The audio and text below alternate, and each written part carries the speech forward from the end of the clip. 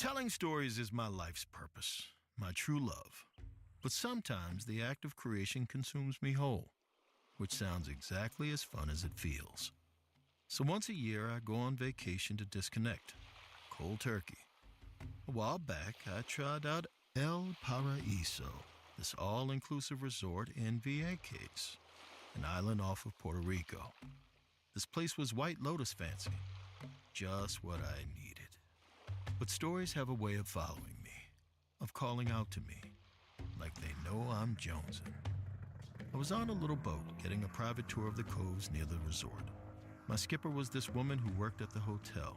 Gray streaked hair, sun-baked skin, old Ray-Bans. You could tell she'd seen it all. She was a little too blasé, actually. She zoomed past the breathtaking cove and I asked her to slow down. I wanted to take a picture, but she sped up. Can't take you there, hotel rules. Way she said it, I just knew there was a story there. Before I could stop myself, I asked, why?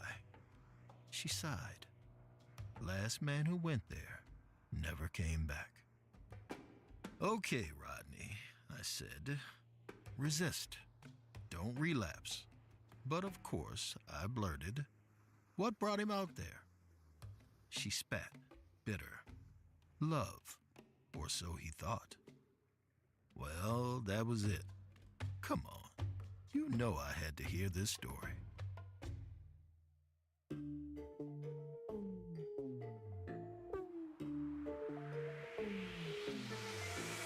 You're listening to Run Fool. I'm Rodney Barnes, and this is episode 18, The Mermaid.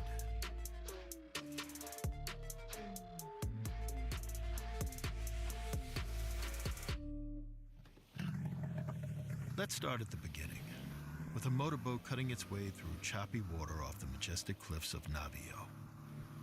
On the side of the boat, a logo for the El Paraíso Resort. But for the two people aboard, this was no pleasure cruise. It was a rescue mission. Gabby, a young resort employee, drove. She set her mouth in a firm line, hoping to hide her worry. Adam stood behind her, wild eyes scanning the sea until he cried, "There!" Another boat bobbed in a cove, a speedboat. Gabby headed for it, while Adam gripped his wedding ring and prayed his wife Anna was still on board. That her phone was dead, and that's why she'd gone radio silent. He prayed that she'd forgive him for letting her go alone. They'd come to El Paraíso for years, and on this trip, Anna wanted to explore beyond the five-star property. So Adam surprised her with a speedboat they could take to secluded beaches. But too many pina coladas last night made Adam hungover and grumpy that morning. So grumpy that a pissed-off Anna went off on her own. Adam cursed. If he'd just sacrificed a bit of his comfort, this wouldn't be happening. Gabby pulled up beside the boat and Adam scrambled on. It wasn't big, so he knew instantly. Anna wasn't there. Still, he pulled up tarps and checked under seats, calling her name in vain, until he saw it. A streak of blood, leading over the railing and down the boat's side into the water. Adam leaned over the edge, ready to jump into the deep blue. But Gabby pulled him back. They fell to the deck, Gabby gripping Adam as he tried to break free. It was too dangerous to go in alone here, she said.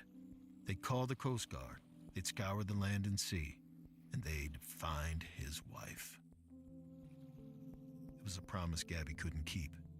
Later, the Coast Guard concluded Adam's wife had drowned, though they never found a body.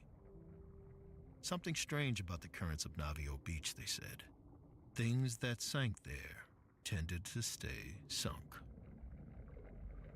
Adam went home to Michigan, drowning in his own ocean of grief. He thought he'd never see Vieques again, until 3 years later, when he made a mistake, one that sent him rushing back to the island. Adam's limo pulled up to El Paraíso, trying to calm his nerves. When the driver opened the door, Adam was shocked. Gabby pulled him in for a hug. Gone was the tomboyish college girl who worked at the marina, who'd taken Adam and Anna out clubbing and snuck them weed. Now she sported a suit, an expensive haircut, and a name tag, manager of guest relations. Adam congratulated her. Gabby eyed him warmly. I wondered if you'd ever be back. Her gaze flitted to his hand. Adam fiddled with the wedding band he still wore. He explained he'd come to visit the spot where Anna vanished. Gabby asked to say a proper goodbye. Adam mumbled something like that. With a somber smile, Gabby said the marina would prep a boat tomorrow. She'd cancel her meetings and go with him, if he wanted, of course. Adam shook his head. He had to do this alone. Adam steered his boat into the cove at Navio Beach, taking in its eerie beauty. Steep cliffs surrounded the shore, caves dotting their surface. They looked like eyes, staring at Adam, waiting. He killed the motor, then walked to the railing. He touched his ring again. There was something hard he had to tell Anna. He opened his mouth, trying to find the words, when he heard a woman sing. A melody echoed from the cliffs, stirring up a million different emotions in Adam. First it sounded desperate and longing. Then it shifted into something alluring and sensual. Entranced, he looked to the caves. Their dark maws glowed with blue light. Then the wind picked up, carrying the song across the water, closer and closer to him. Something rammed the boat. Adam stumbled and fell over into the water. He thrashed in the ocean, which swirled around him. The center of the eddy lit up with light, and a woman rose from the depths, wailing that hypnotic melody. She floated to Adam, arms outstretched. He knew he could swim away, but that felt impossible. As she embraced him, all Adam could hear, or see, or feel was her song. Adam awoke and gasped in wonder. He was in a cave. Bioluminescent vines climbed the walls, softly pulsing with light. Little nooks held a collection of rusty bracelets, waterlogged passports, and gold doubloons. Like anything that had ever been lost at sea had washed up here. A ray of golden light shone into the cave. Adam looked up to see it came from an opening high up on the rock wall. Through it, he glimpsed the sunset and realized he was inside the cliffs by the cove. He looked into a pool of water beside him. Far below, he saw shapes, people, maybe, floating round and round in the deep.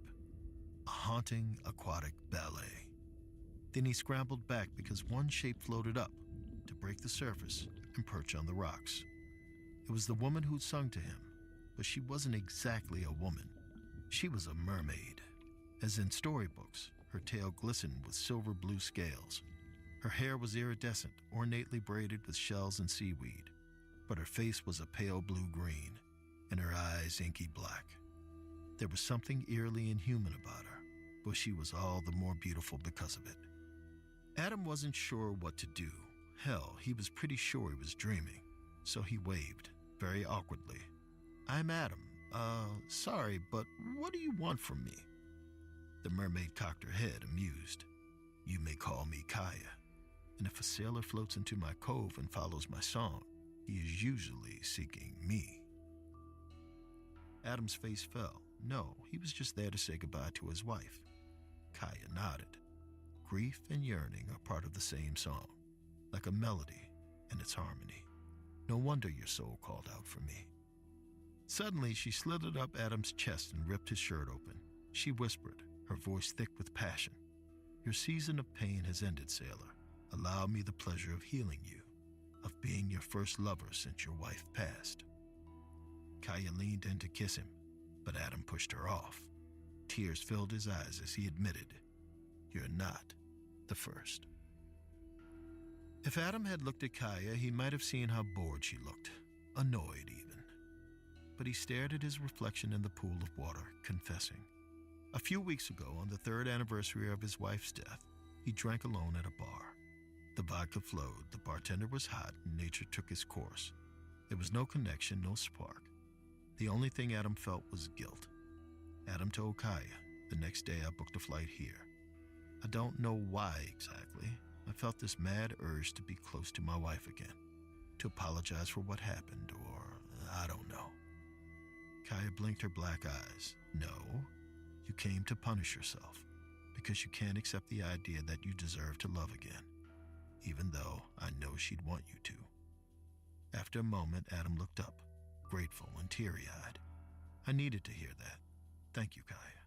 He touched her scaly hand. A spark of energy escaped his fingers and pulsed up Kaya's arm. They both gasped. Adam felt himself get weaker, or maybe lighter, like a burden had been lifted. Meanwhile, Kaya felt a rush, her face flushed with a rosy tint that made her look more human. She eyed Adam, bewildered, then intrigued. What was that? Adam asked. Could they talk more? He hadn't felt this clarity in years, and he craved it. Kaya's eyes narrowed. She seemed to decide something. Then her face got sad. She said she was sorry, but she had to get back to her people. She couldn't survive on land for long, and they were from different worlds. This bond, it couldn't last. She dove into the dark pool. Adam felt his grief well up, and he knew the only cure would be to see Kaya again. He pulled the ring off his finger, and a grin tugged at his lips. He'd come back and prove this connection could last.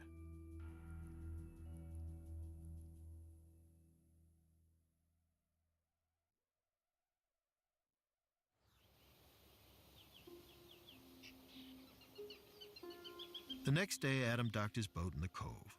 He climbed the narrow path that snaked up the cliffs and tried to remember which cave opening led to Kaya's sanctuary. He'd just been there, but the memory was elusive, slipping away like a dream. He closed his eyes, willed the waves and the wind and the screeching gulls to fall quiet. Then he heard Kaya's song, echoing from the cave furthest away from him. Adam shook his head with a grin. Of course. A few minutes later, he stood at the entry, wiping sweat from his brow and trying to steady his breath. He was hoping to make a heroic entrance, but as soon as Adam took a triumphant step inside Kaya's cave, he slipped on a rock and fell off a ledge. He plummeted down, about to bash his head open on the rocks below, when Kaya shot up from the water and caught him in her arms. It was weird being held by her, but a good kind of weird. She was stronger than she looked. Kaya wasn't upset that Adam came back, just shocked. It was clear to him that no one had cared enough to really talk to Kaya. But he was different. Over the next few days, they spent hours getting to know each other. Well, Adam did most of the talking. First about his wife, then happier things, like his job, his childhood, and wonders he'd seen in the human world that Kaya could only dream of. Every time they touched, Adam felt his soul grow lighter, and Kaya got more rosy-cheeked and giddy, drunk off her bond with this strange surface man.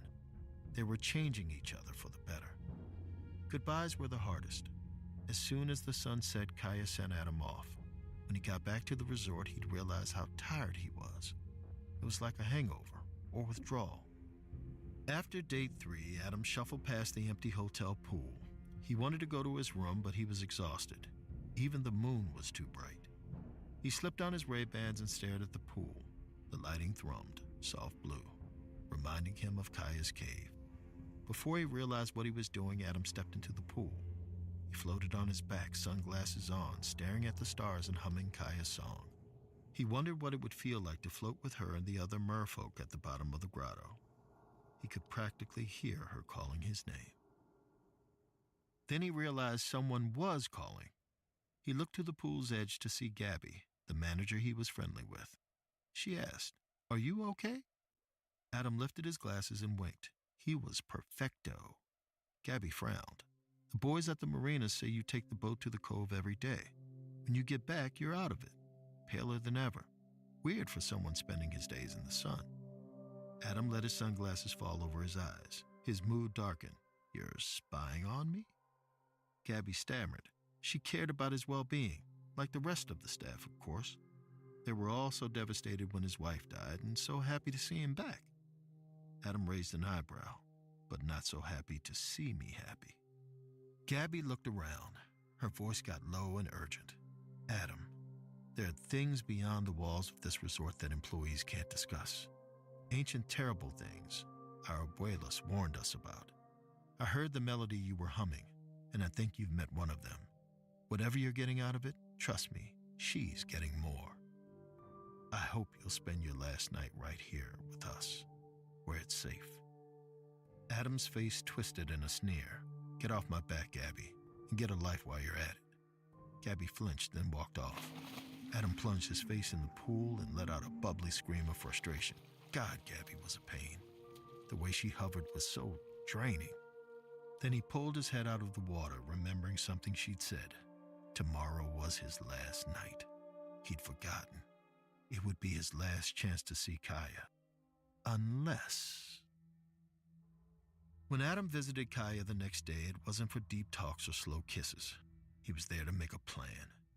He paced around her cave, manic. Isn't there like a sea witch who could turn you human? A spell, like in a movie? Kaya frowned. What is a movie? Adam grunted. Something awesome I'd love to show you, but I can't. There's gotta be a way to get you out of here. Kaya shook her head. She couldn't leave her people, and this island was her home. Adam bargained. Fine, I'll come back. I'll visit every month. But what about tonight? Can't you leave this cave to see my world? Kaya, I'd do anything. Stop, Kaya yelled with jittery rage. This is too much. Adam's face fell. Did she not want this? Kaya sighed. I do. And there is a spell. But to walk the land, I need to borrow your essence, your humanity. It's a painful sacrifice. With no hesitation, Adam nodded. Love is sacrifice. Let's do it. Hope brimmed in Kaya's eyes, and she kissed him. It felt incredible, until his insides started to burn, like acid ripping through his veins. Every instinct told him to break free, but Adam held on tighter and kissed her harder. The pain would be worth the pleasure. That night, Adam stood outside El Paraíso's nicest beach restaurant. He checked a mirror on the wall to smooth his linen shirt, then did a double take. There was a gray streak in his brown hair and crow's feet around his eyes. Kaya wasn't kidding about the spell's toll, but it would be worth it, right? Adam? Hearing his name, he turned and gasped. Kaya walked up from the shore. Yes, walked. On human legs. Wearing a silver blue dress that sparkled like her scales used to. Her eyes were brown, not inky black, and her hair was a crown of curls. She was glowing. Adam knew his sacrifice was definitely worth it. Adam and Kaya sat at a table with the nicest view. Not a beach view, though. Kaya was sick of water. She wanted to sit in the middle of the room and take humanity in. The waiters rushing by reminded her of sharks cutting through the waves. The screaming kids running around were just like a school of hyperactive guppies. And the tipsy old grandpas who stared at her with foggy interest? Old randy sea turtles. When Adam poked her and handed her a glass of water, Kaya broke from her daze and recoiled. No, I'm sorry. If any water spills on me, the spell wears off. I wouldn't want to trip anyone with my tail or scare anyone to death. Adam laughed. So it's splash rules. Got it. Kaya looked confused. Adam nuzzled her cheek. It's a mermaid movie. We'll watch it later in my room. He leaned in to kiss her when he heard a chair creak. They turned to face Gabby. Taking a seat at their table, her face ashen. Adam didn't know what to say, but Kaya put her hand out. I'm Kaya. Gabby ignored the gesture. She spoke in a tone so polite that nobody around her would guess she was upset. But Adam heard the fury beneath her facade. Oh, is that what you're calling yourself now? Kaya? Kaya looked to Adam, confused. Adam hissed at Gabby. What was she doing? Gabby said it was simple. She was here to remove Kaya without causing a scene. She smiled, icily professional. You're bad for business, and worse for my friend. You're not welcome here, even if you do have legs now. Scared, Kaya asked Adam if she should go. He squeezed her shoulders and told her it was all right. Gabby was clueless. Gabby scoffed. Adam, you've aged a decade and a night. This isn't love. You're addicted to each other, and she's using you up. Gabby couldn't help slamming the table in anger. Adam squared his jaw. Gabby, if you don't leave us alone, I'll have your ass fired. Whatever you think you know about Kaya or me, doesn't matter. To everyone else, we look like a couple in love, and you look like a stalker who's ruining our night. Gabby took a deep breath. Then I guess everyone has to see the truth. She stood, grabbed the water decanter on the table, and splashed it all over Kaya. The water hit Kaya and she screamed. Her eyes went black and her voice echoed and warped, multiplying like a shrieking chorus. Guests stood in alarm. But the real panic started when Kaya bucked against the table and broke it in half. Her muscular tail ripped through the wreckage, flailing wildly. People scrambled out of the restaurant, trampling each other on the way. Hotel security rushed in, but they fell back when they saw the horror that awaited them. A monster had come to paradise, and all Adam could do was watch. He froze at the sight of Kaya, writhing on the ground, gasping for air as scales sprouted across her skin, bursting like blisters. Gabby, on the other hand, wasn't frozen. She grabbed a steak knife from the table and plunged it into Kaya's tail. Kaya screeched, trying to get away. Then she stopped, growled with hunger, and lunged up to latch her lips on Gabby's. There was an awful sucking sound, and in seconds, Gabby aged 30 years. Kaya was draining her life away, and Adam had to stop her before she did something unforgivable. He tackled Kaya and ripped her off Gabby. Kaya's body jerked, crackling with energy as it rearranged itself. Her tail ripped in half, and she staggered up on misshapen legs. She shot Adam a betrayed look, her eyes weeping inky tears. Then she tripped towards the beach. Adam moved to follow, but he felt a death grip on his wrist. Gabby shaking her head. No. Adam felt anger and pity. Why didn't you just leave me alone? Gabby stroked his hand with too much tenderness. She croaked. Why do you think? Adam gently pulled her hand off his wrist and told her he was sorry. Then he ran after Kaya. His wild eyes searched the shore, but he couldn't find her. He'd lost one love to the ocean. It couldn't happen again. Adam stumbled into Kaya's cave, calling her name. All he heard was her voice echoing. He scrambled to the pool of water, squinted and saw those figures floating in circles at the bottom. Kaya's people. Her world. The one he'd ventured into to get her back. Adam dove into the pool. He didn't know how long he'd be able to hold his breath or how he'd explain what he wanted to the other merfolk. But as he delved deeper, he realized he wouldn't have to. Because those figures swirling down there, they weren't merfolk. They were bodies, shriveled up like someone had sucked the life out of them. The scariest thing about the husk was their smiles. Each corpse had a rictus grin, like they died in utter bliss. Adam got caught in a current that brought him into the swirling mass of victims. He rammed against a Taino tribesman, a sailor, a pirate, a man in a Coast Guard uniform, even a woman who looked like his wife. Adam screamed. Foul water invaded his throat. He clawed upward, limbs kicking through the woman-shaped husk until he tore her apart and broke free from current. He surfaced in the cave. Kaya sat at the edge of the pool, her torso and tail streaked with ink-black tears. But Adam had no sympathy. He leapt out of the water, furious. Were all those bodies down there all her victims? Or did other merfolk do this? Kaya shook her head, her eyes dull. There are no others. Only me and the curse of my hunger. Adam got quieter. Then why not just kill me? Why make me fall for you? Kaya shrugged. She'd meant to seduce Adam and drain him the day they met. But he surprised her.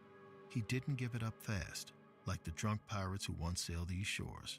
He made her work for it, made her listen, till a spark lit inside her, a rush she'd never felt before. So she played coy to make him pursue her, to draw out the seduction and wring him dry. But somewhere along the way, she'd stop pretending. Adam's eyes widened with hope. So you do love me? Kaya burst into a rant. I don't know. I feel better when you're around, but I'm terrified of what happens when you go. I pity you for letting me control you, but I'm not sure I'm in control either. I want a bit of you every day, forever, but I consume you whole and die happy right now. Is that love, Adam? Why would anyone choose to feel this? Does it even matter when your world wants me dead?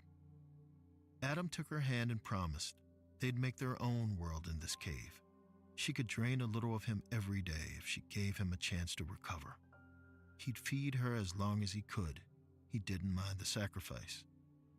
Adam wrapped his arms around her and asked, "Could you love me like that?" Kaya stroked his cheek. "I could." Then her eyes turned black. "But I'm just so hungry." Kaya clamped her lips over Adam's. His screams echoed in her mouth as she drained him whole. In seconds, he was a husk, and Kaya was delirious with energy and vitality.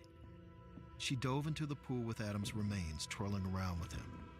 Then she let his body drop, down, down, down, until it joined the other husks in their ballet of death.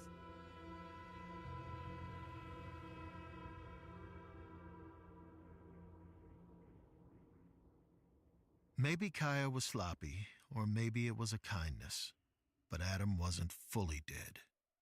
He had just enough life left to look up at Kaya, swimming and singing her song again. His shriveled mouth parted in a soft grin. He'd done that. Kaya was happy, full of love, and totally satisfied, at least for now. When the skipper finished her tale, she took her sunglasses off to wipe away a tear.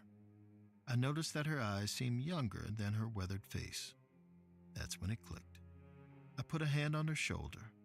"Gabby, did you ever try to find him?" She shook her head. Adam loved that monster, and it doomed him.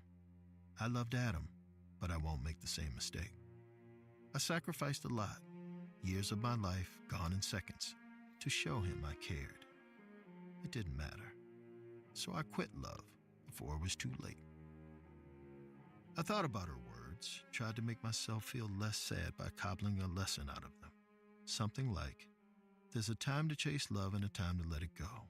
Or, find out more about your local homicidal mermaid before you invite her up for surf and turf. But honestly, I got distracted. See, I swear, I heard singing, calling out to me from the cove, beckoning me into a story I might not survive. Until Gabby tapped my shoulder and handed me a set of noise-canceling headphones. I thanked her. She shook her head, then promised me she'd get me back to the hotel, safe and sound.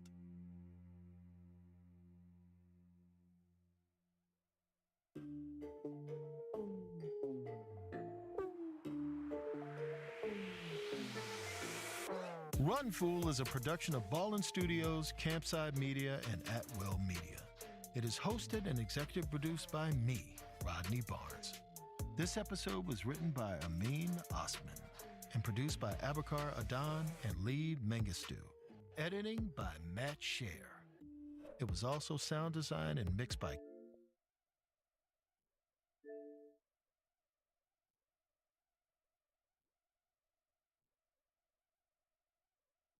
and can make it for sure. He rides right now in the number 4 position. The intervals are not that far, though. I mean, they're going to be on top of these 3 up front regardless as they continue to close in. Now less than 20 laps to go at Atlanta. Guest continues to lead. He has been out there for 69 laps. We'll see just how much longer that 45 car can go before he finally needs to bow down to pit road. We also got to think about the fact that there's a couple of lap cars that are kind of intermingled with this lead pack. I mean, look at Timmy Holmes right now. He's technically the leader of this line, but he's being scored right now 1 lap down, just in front of Michael Guest, who could put him 2 down if he tried to make the move. Zach Novak, a little bit of damage that he has, but he's also a lap down. So these lap cars are definitely going to be a factor at the end of this race. And how hard they're racing up here, that's going to allow that second pack to catch them a little bit easier. And a correction, my timing and scoring is absolutely showing to Michael Guest has been out there for 71 laps, but I went back to the tape. He pitted at the midway point, so he's in the same game, I believe, as Keister and Bowden. So just to correct that, it may be showing wrong, but he is, in theory, good to go in this battle for the win against Keister and against Bowden. Those 3 pitting at the halfway point, trying to hold off everybody else. Lowe and company are about 1.7 seconds back, but are making up about a second every single lap. They will be on the scene shortly, and Michael Guest knows it. Here they come with the speed off of 2, and they're going to get to them, if not this lap, maybe the next time by.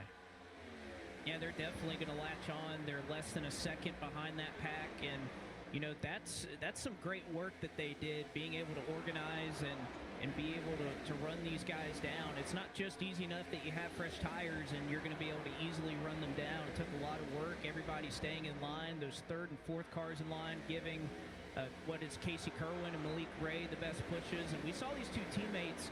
They were working very well together, got some great finishes, or at least crossed the finish line up front at Daytona a couple of weeks ago in the season opener. But now Malik Ray, Casey Kerwin, a lethal combination. They're catching this lead pack, and they're going to take their momentum. I know they're going to make a move somewhere, but do they go high? Do they go low? Right now, they look to the outside, but Michael Guest and company currently on the outside lane. There's lapped cars in this mix as well. You're looking for the black and white 45 of Michael Guest. Fourth car in line, if you look at this from a broad view. He's on the outside, pushed by the 66 of Keister, then the 17 of Bowden. Those are the three cars who pitted at halfway and should be able to go the distance. The 7 of Malik Ray, the white and green Chevy midfield pushed by Kerwin. They are there. Big shove into turn number 1. The advantage has gone, but there are lapped cars in the middle of this battle amongst the leaders. Going to make working with each other tricky coming to 12 to go. But the thing is, these lap cars, they're fast. You know, that some of them have a little bit of damage, but they're capable of staying up front. Some of them have fresher tires than the leader. And honestly, if you're one of these cars in the pack, you can use that to your advantage. You can push somebody out to the lead, go faster as a result, and you would still get the finish that you would want. So these lap cars gonna be a factor, but again, if you're in this pack, you have to figure out how to use them to your benefit, which they can be of use, as Cozy rides in second behind your race leader and Seth the Merchant, who is a couple car lengths ahead now of this pack that's all fighting behind some of the lap traffic. You throw of that, Seth the Merchant ends up as your race leader. He has lapped cars in front of and behind him in the white and blue number 14 Toyota. He's got a buffer running blocker right now is that 99 of Matthew Zawak, protecting DeMerchant from the next lead lap car, that black and white 45 Toyota of Michael Guest. Here comes Malik Ray, though, has been working so good with his Spire Motorsports teammate Casey Kerwin. They go to the bottom. Seth sees in and responds, has to go low to protect the inside. 8 laps to go at Atlanta, and they're on his bumper. By the way, an update, that pack that Matt Busa led and stayed out, they are 11 seconds back. And I think at this juncture, that's going to be a little bit too much time that they're going to have to make up to be a part of it. But you see all these different strategies coming together, a bunch of lap cars that are a part of the mix as well. DeMerchant trying to control the race, and he has control in the bottom. Again, those are some lap cars out there that he does not have to worry about until you get back to Michael Guest. But the Spire Motorsports cars nearly touching the grass. 2-car tandem. Is it going to be enough to clear them? Yes, it will. Malik Ray to the point for now at Atlanta. We talked about the opportunity the apron provided earlier in this race. The 7's going to get all the way to the lead, but it's going to leave his teammate hanging. Kerwin could not clear the 45 of Guest, tucks back in line, and now Malik Ray without his teammate who's been glued to his hip since the pit cycle. 7 to go this time by. Ray leads the inside. He is your leader. The 89 car topside, Garrett Lowe, is the first lead lap car up top. You can kind of ignore the 5 and ignore the 55. Yes, they will play a factor in who wins this race, but they cannot win this race. Those are lapped cars, first and second in line on the outside. Keep that in mind as Malik Ray goes high to try to get a little bit of side draft off them. If that outside benefits, oh, the big swing for Garrett Lowe to the middle. Now back to the outside. Oh, Kerwin, is he going to be able to save it? They're 4 wide in the middle of the pack. The 45 of Michael Guest sliding through, and it looks like they finally collect each other. It could not last forever, and a caution flag comes out as one car comes to rest down on the apron. It is the 48 of Graham Bolin with 5 laps to go. They got all sorts of sideways down in the tri-oval that started with that block you mentioned, Evan, of Garrett Lowe. And they tried to sort it out, but unfortunately 4 wide here was just not enough room for them to try to make it happen. Yeah, I know spring training is in full swing, and that means the only thing I can call that is a balk. He went from the outside to the middle, seemed committed to the lane, and then all of a sudden kind of changed his mind. Hello, You'll hello. see the big swing, left-hand side of your screen. It all started by low, went to the middle, and then seemingly changed his mind, tried to squeeze back up in front of the 41, and it just accordioned them all back. And as it always seems to be in these super speedway races, where it starts, those cars drive away, and it was in the rear where you see the 42 car get turned around. And it is finally, for all the incidents that we got away with, finally the second yellow of the night. And after all of that, Garrett Lowe, the big block, starts it. Well, Garrett Lowe scored as your race leader. We'll take one last opportunity to step aside. When we come back, it is eNASCAR overtime at Atlanta. Garrett Lowe, can he hang on? We'll be going to a green-white checker when we come back.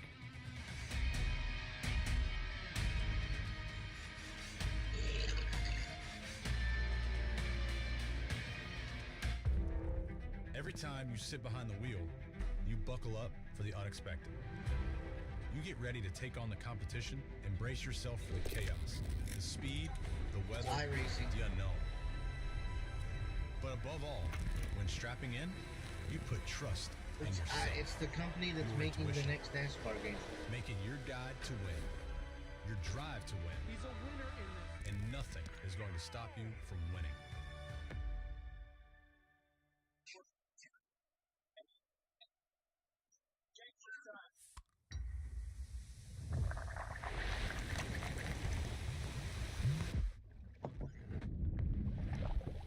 I got a wheel and pedals just because of that.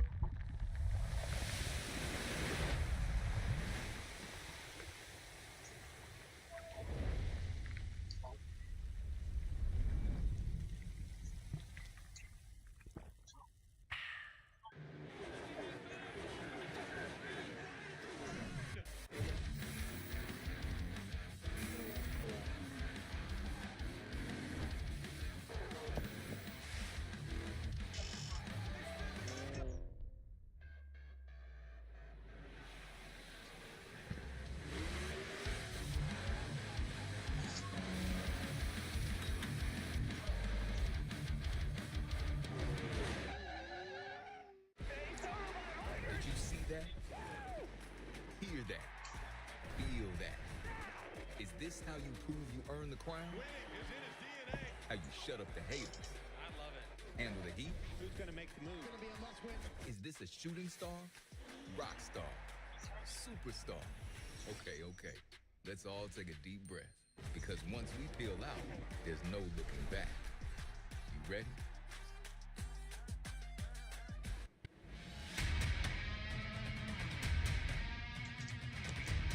Back in Atlanta, where coverage of tonight's race is brought to you by Coke Zero Sugar. Is it the best Coke ever? Try and decide.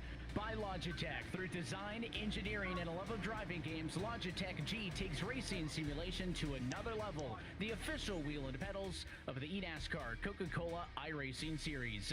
And by Sunoco. From fueling your favorite NASCAR teams to filling up at the pump, Sunoco is trusted to help vehicles perform at their peak. Sunoco, performance is what we do.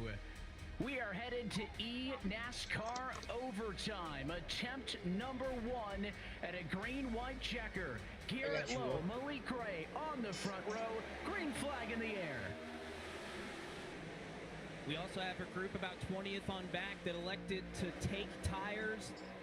They have to pass about 20 cars, but they'll have some fresh tires if they can get enough laps to make it happen. As Malik Ray dives to the inside, he'll go to the middle on Garrett Lowe. Michael Guest emerges with the race lead as they continue to work 3 wide into turn 3. They got to get back to the white flag for it to be official. Big slide for Colin Bowden. He saves it. 4 wide, spinning off of 4. Do they get to the stripe? They don't. The lights come on before, and it's a big one at Atlanta.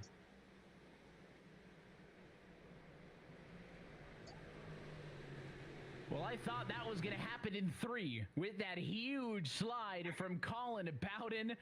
It checked them up just enough to finally set them off of turn number 4.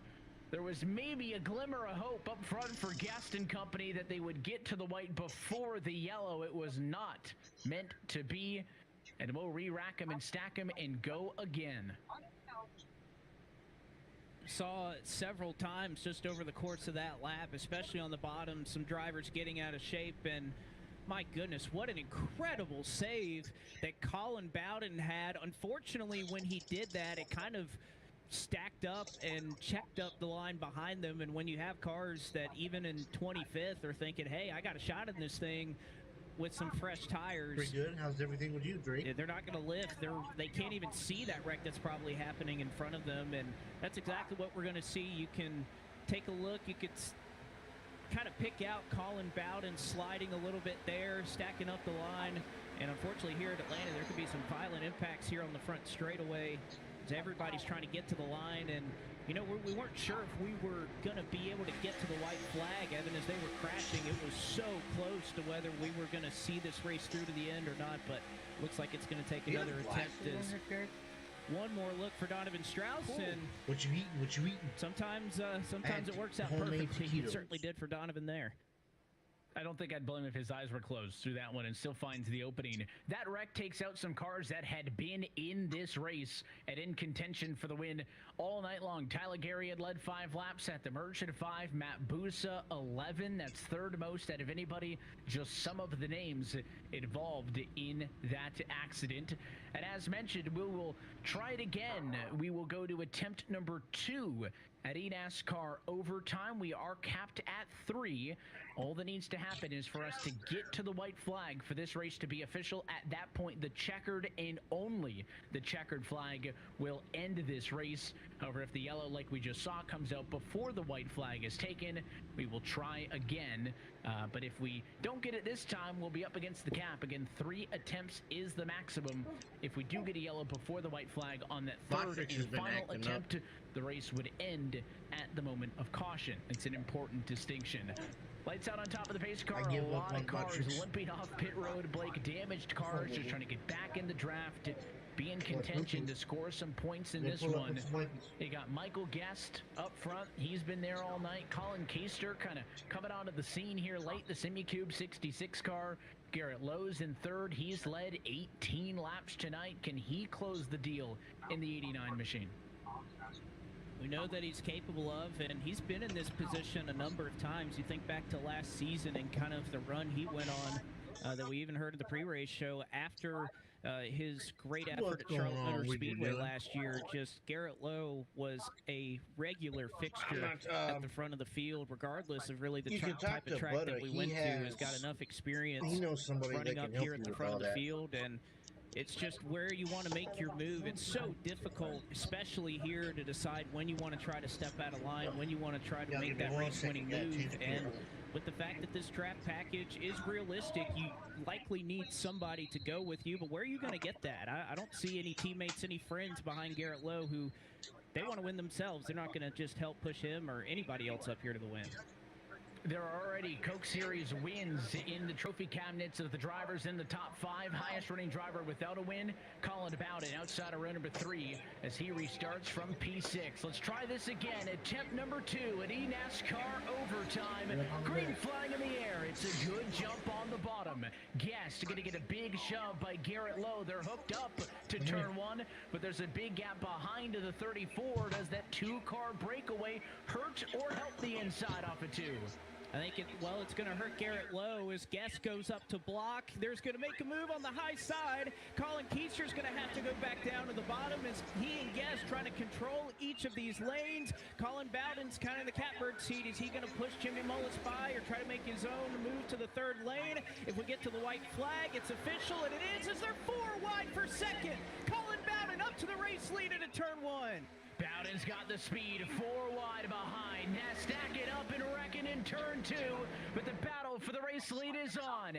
Bowden topside, Guest inside. No help low as the 7 of Malik Gray gonna push Colin Bowden into the lead. What can the 7 do though? One final look at a turn 4. Bowden holds the inside, right to the outside. 3 wide to the stripe, and it is Malik Gray. Topside, race winner at Atlanta.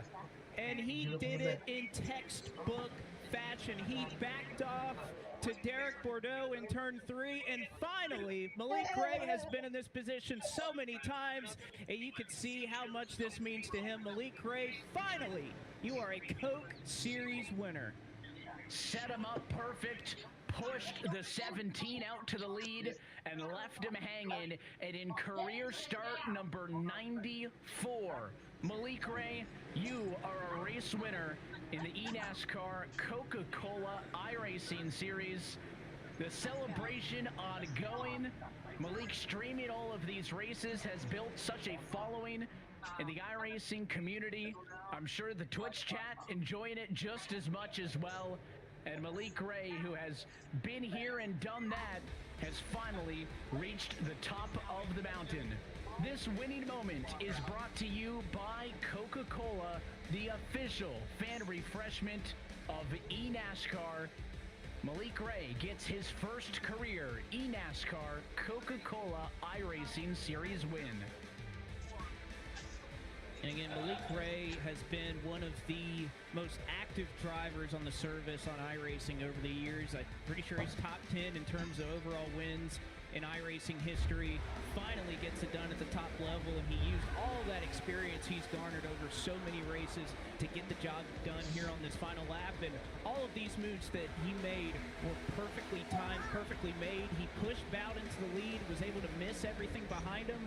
But you're going to take a look at everything that happened here into turn number 3. He latches on to Colin Bowden, gets clear of Michael Guest in second, and look what he does here. He backs up, he lifts, he backs up right to Derek Bordeaux, builds up a ton of momentum that Colin Bowden was either going to wreck the field or try to win it his own way, and he just had too much.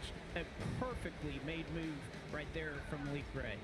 Picture perfect as he made the big swing to the outside of the racetrack. The car that pushed him off at turn 4, Derek Bordeaux, went to the apron. They were 3 wide at the start-finish line, and it may not have been as close on the stopwatch as what we saw in the NASCAR Cup Series, but man, was it just as good. 3 wide photo finish for the win, and in the end, it is a first career eNASCAR win for Malik Gray. Blake, you're with him. Malik, the wait is finally over after 94 career starts. You are finally an eNASCAR Coca-Cola iRacing Series winner. We saw the elation as you crossed the checkered flag. Does it even feel real to you right now? Nah, man. I've been trying to get one of these for like 6 years, bro. I just finally put it together, and I gotta thank Derek Bordeaux, because if it wasn't for him, I wouldn't have even had a shot. So I appreciate him a lot. So I just want to say thank you, Derek. Thank you. I appreciate it a lot, man. Well, you're getting the job done. There was someone else in a number 7 Spire Motorsports machine that grabbed their first win. I know you often race with Raja Karuth, and now finally at the top level of eNASCAR, you're able to join him in that front and bring a win to Spire Motorsports. How special is that to you? Oh man, it's really special, man. I just been trying to put a race together, and I was finally able to do it with the help of my teammates. So I appreciate them a lot. Like, I just can't say thank you enough. So I appreciate it, guys. How does this change the outlook of the rest of your season now that you've had a great start to the year, you're a winner, and now you get to think playoffs going forward? How does this change the outlook on the rest of your year? Oh man, it's sensational. That's the only word to really even put into words is it's sensational, man. I finally have a win. I should be in the top 20 in points. So as of right now, I think I'm in the playoffs. But either way, I'm gonna still be putting in, effort, and I'm gonna be doing as many laps and stuff as I can. So. Well, Malik, I know you have a great support system around you that's been waiting just as long as you have for this moment. We're going to let you celebrate with them. Congratulations. Malik Gray, you're a Coke Series winner. I appreciate it, guys. Thank you.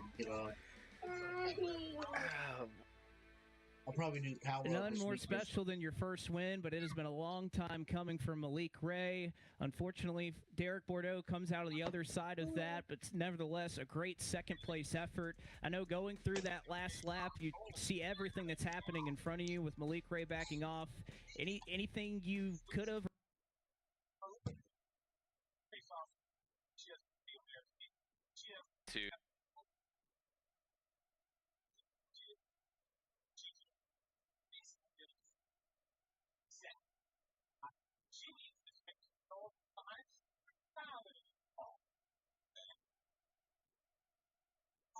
What?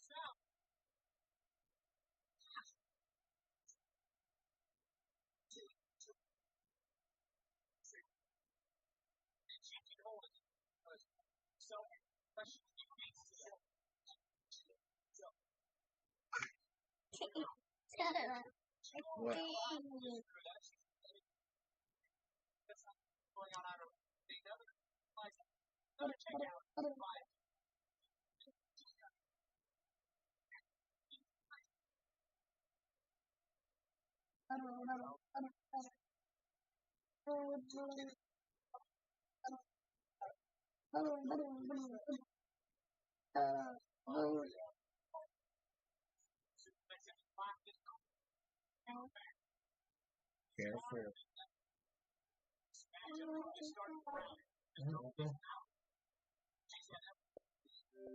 Okay. What? We've already taken the bet.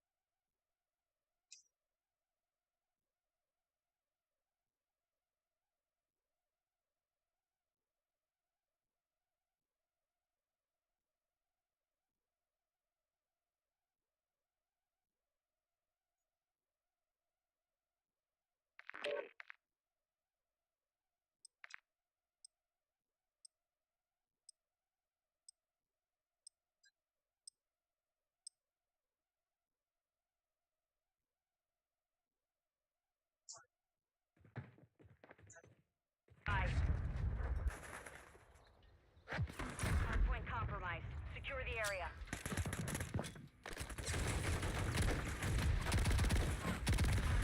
Hardpoint. Secure the target area.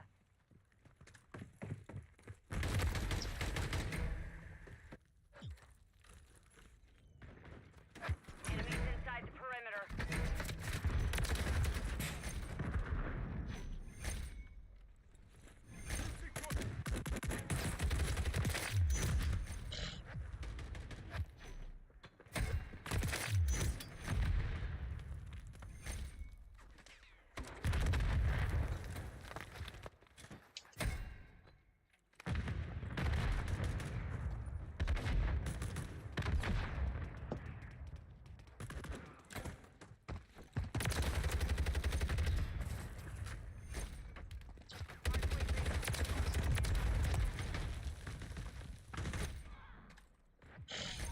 Enemy contact. Right there.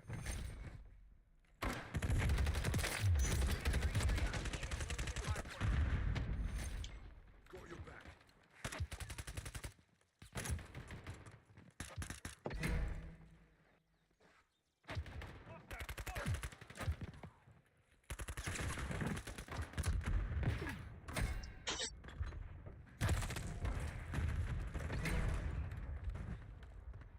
Holy moly! Thank you for the host. Oh, there you go. Thank you for the host, Animal. I appreciate that. Thank you, thank you, thank you. I appreciate that, brother.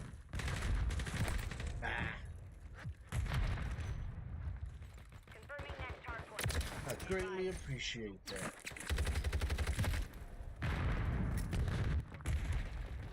Hostile SAE near you.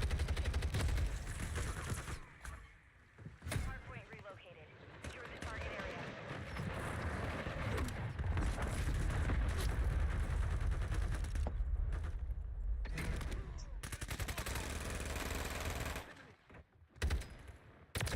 Friendly SAE on the way.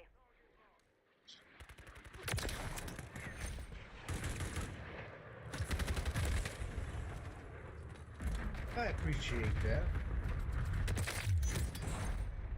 Hostile launched a cruise missile. Hostile UAV in the area. Friendly UAV online. Friendly cruise missile deployed.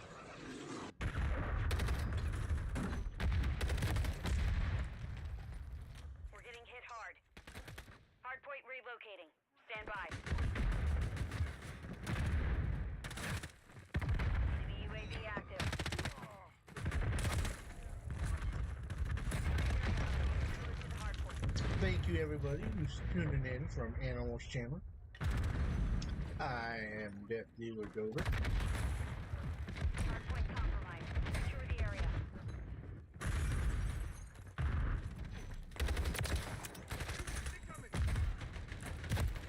Owie.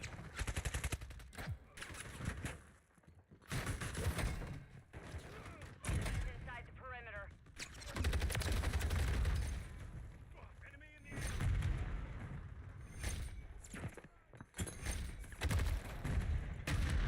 Damn.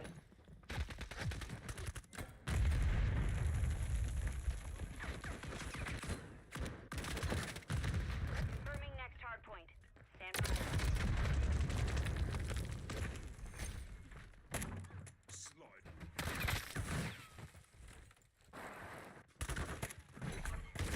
Hardpoint relocated. Damn, Secure the man. target area.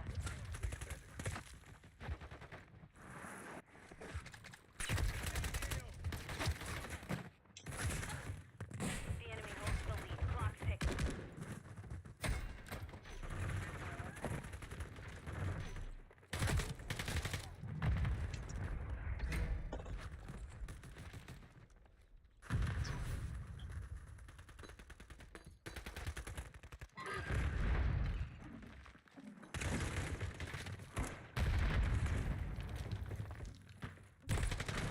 Why did he?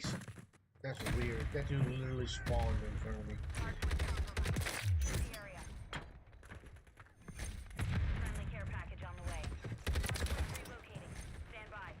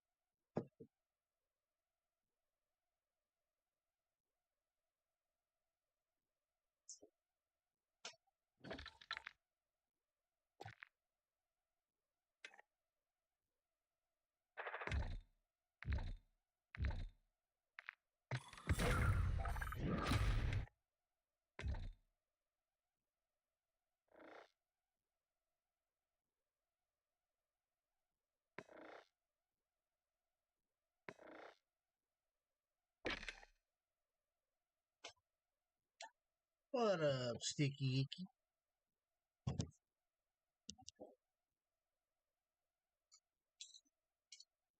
How you doing tonight?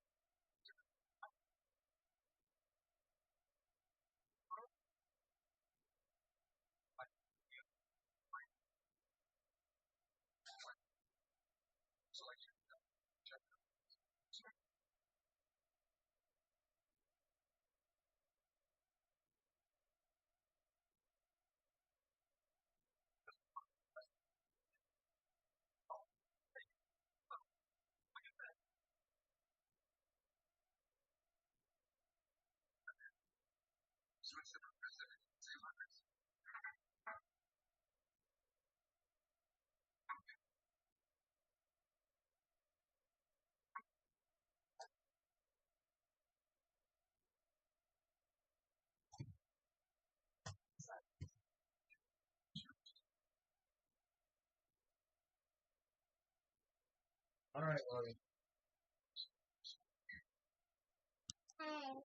Let's go.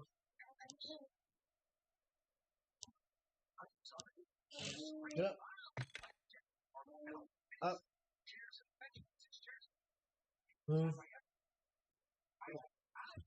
Don't you hurt me.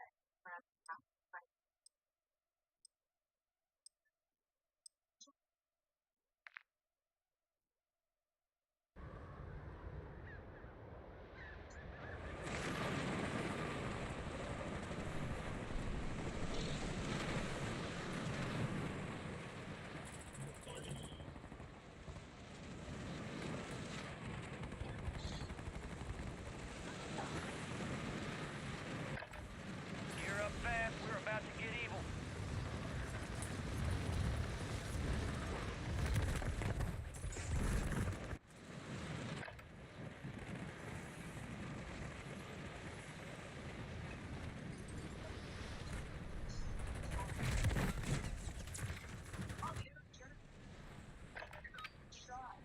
Playtime's over. Stand by for deployment to the war zone.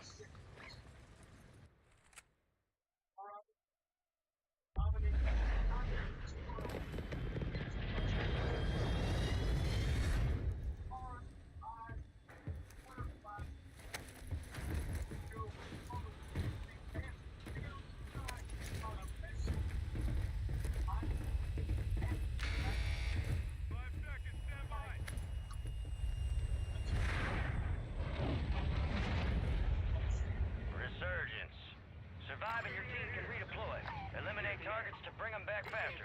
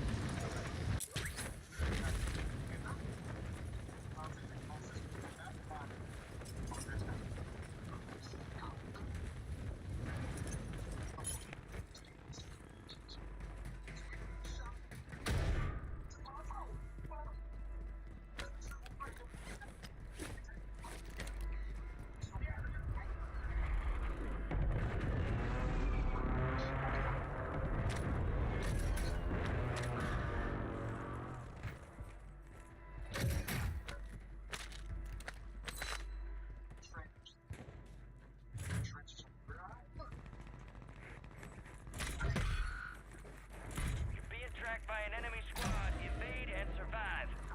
The mind is the strongest weapon.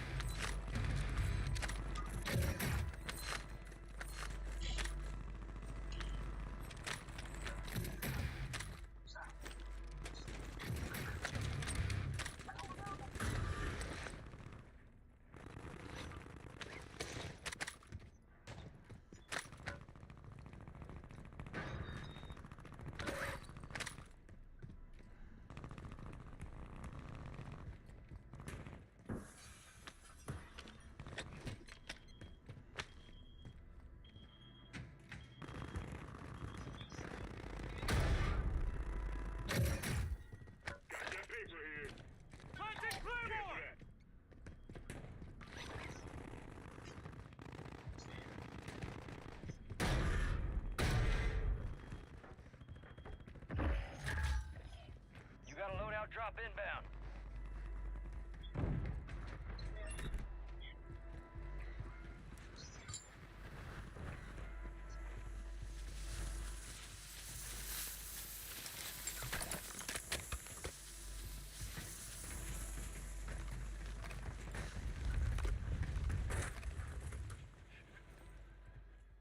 Gas is moving.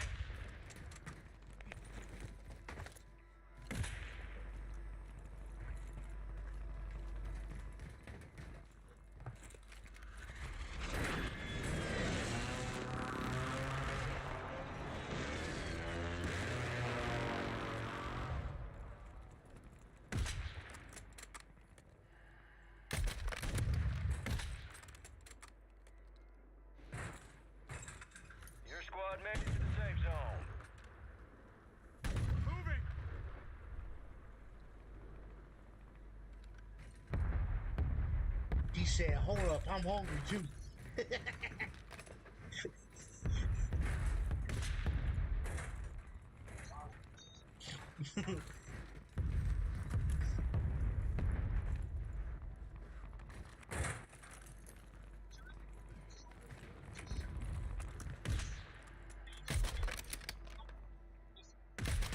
Crack him.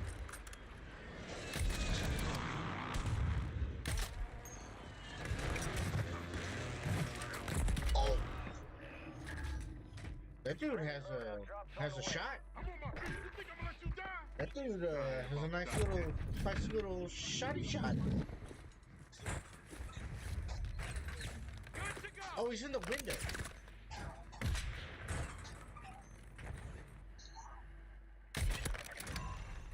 The enemy is no longer tracking. You lost him. Night night, motherfucker.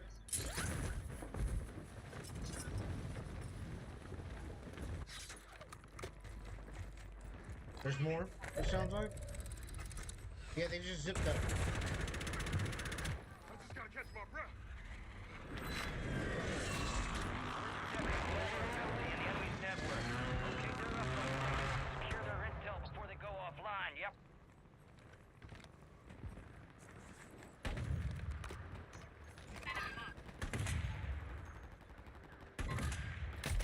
Downed him. Fiber left.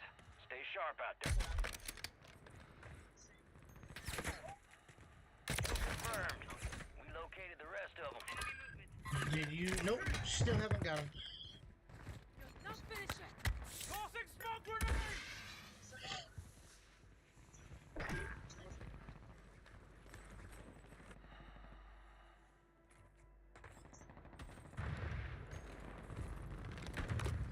Enemy movement in the AO. Cancel my last. Yeah. We can do that.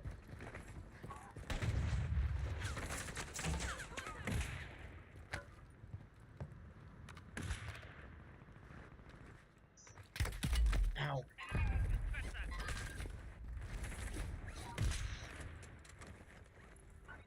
Riders range. Taking effective fire. There's a dude pushing. You have a buy station inbound. Get up. I'll give you my money. Heads up. An enemy squad marked you as An a armor Yeah. here. Yeah, someone's coming up. I'm a Hundy P. deployable buy stations ready.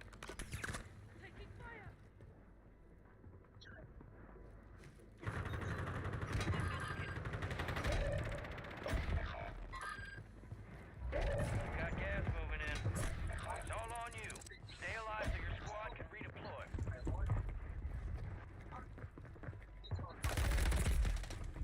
Okay. 25 remained. They hit us hard that time. Let's regroup and get back up there, yep? Wow.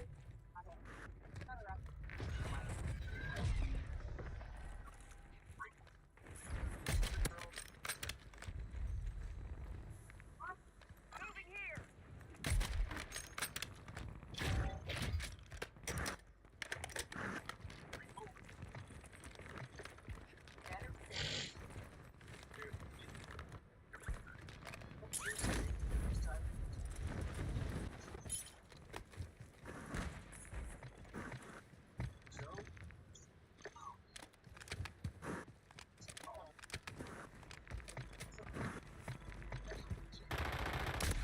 They have 40 kills between the three of them.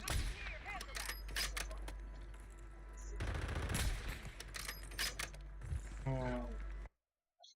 Oh.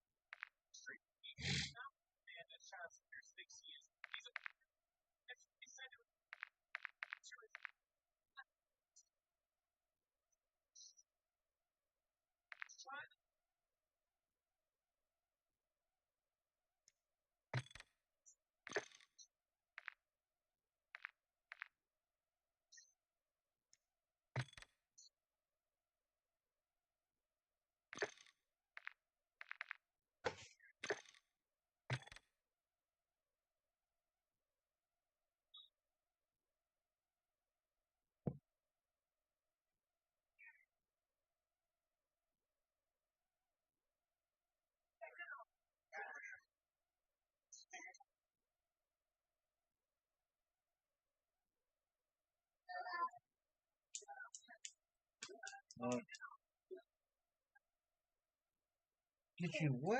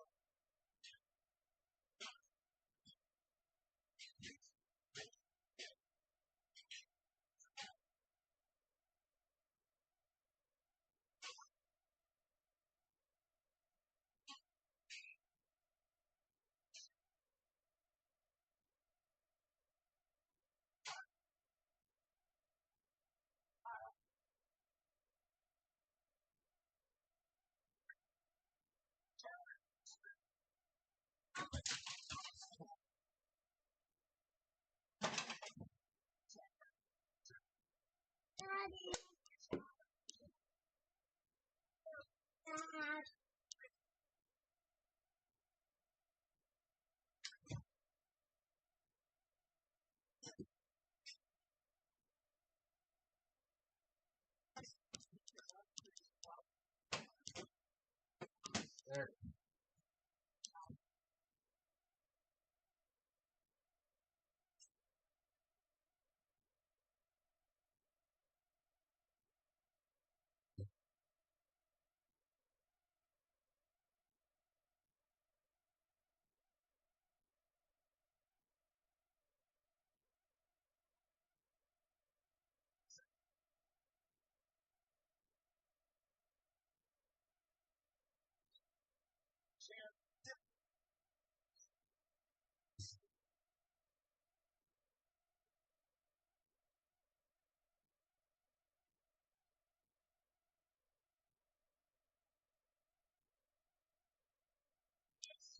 What?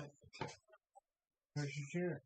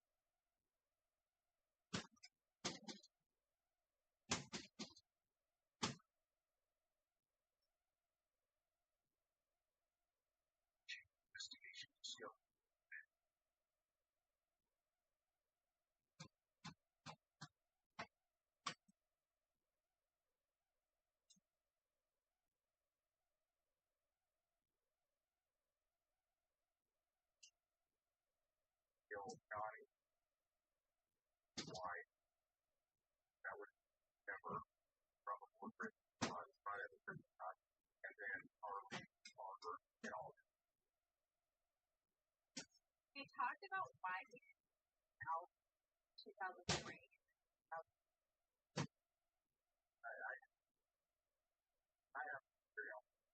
Marriage now, but it's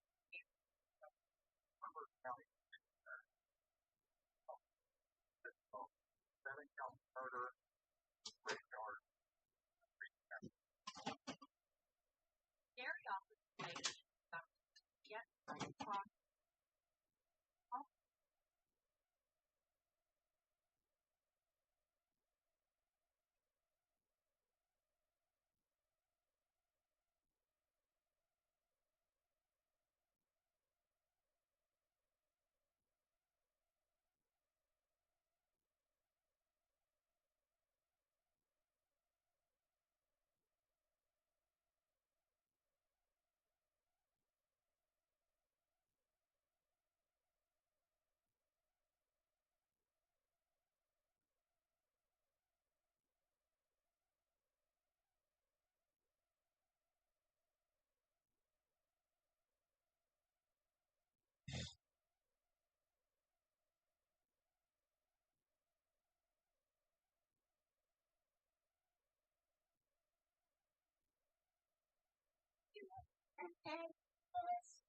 Oh, get a wifey.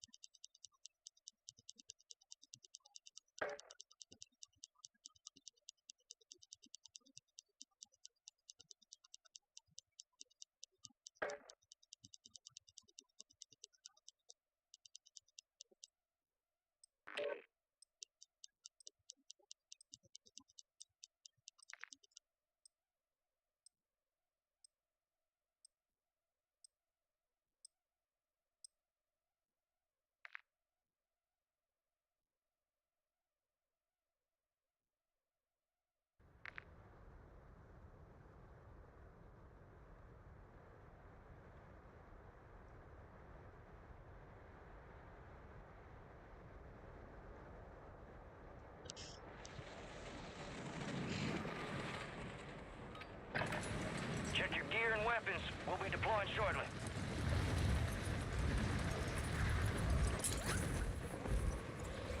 Enemy soldier incoming.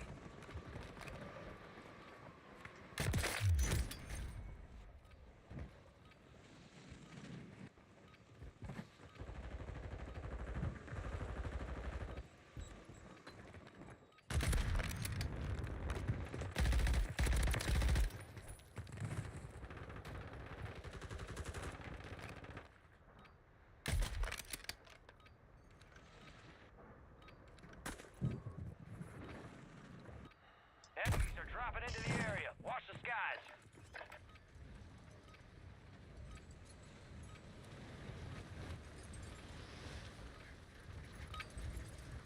Prep time's over. Now you deploy to the war zone.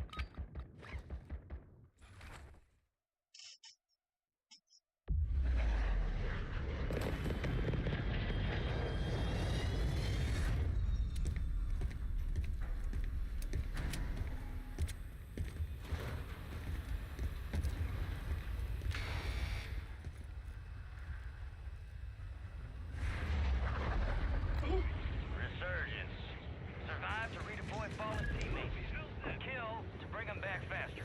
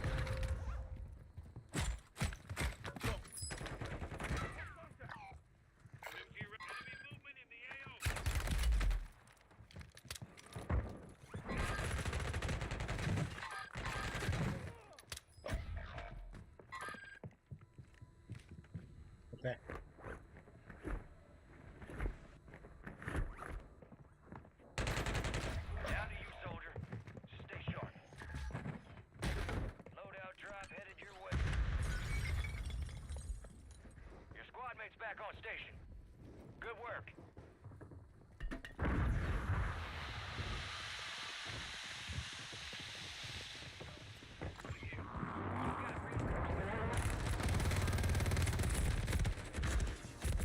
Took you long enough.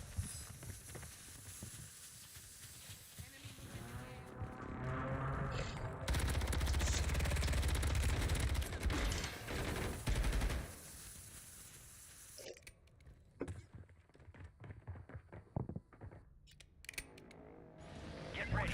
You're redeploying.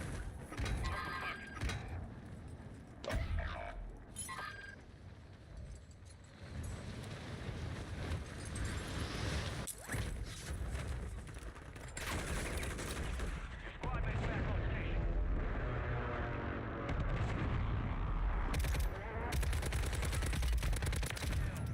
Marking the rest of that squad on your TAC map. Get hunting.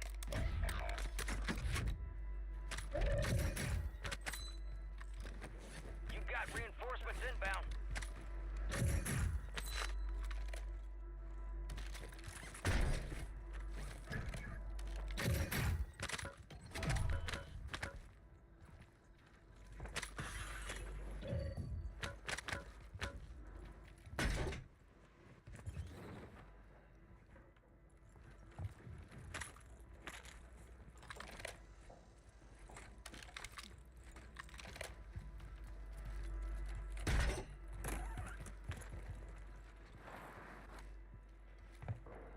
Right here. Moving On the here. roof.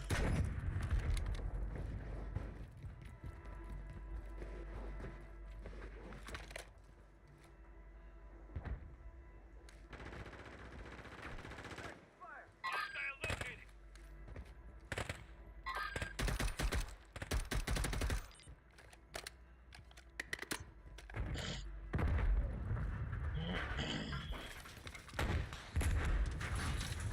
Watch your fire, eh?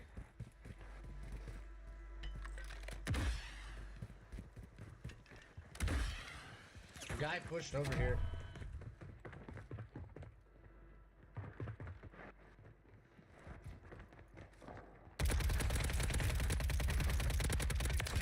Use your TAC map to hunt down the rest of them.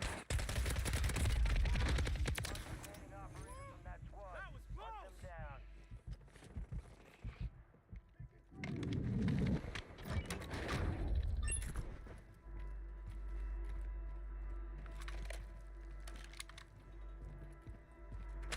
You're losing ground. Move it.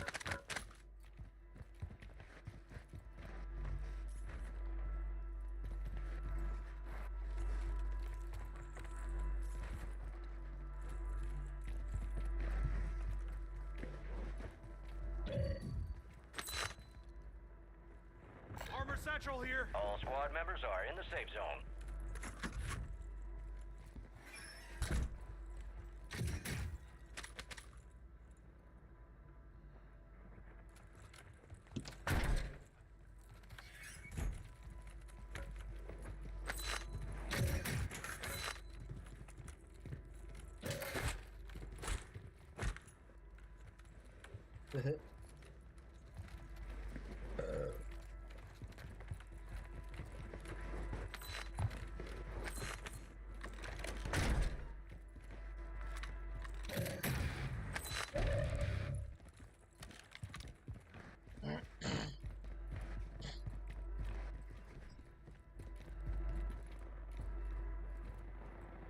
Remain. Solid work so far.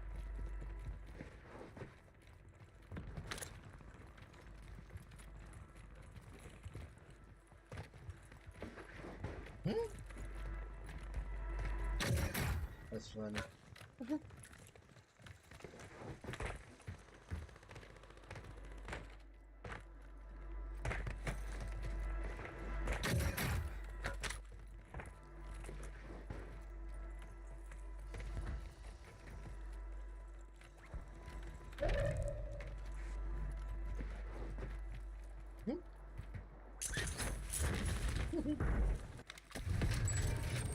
Fire sale active. Buy station prices have been reduced.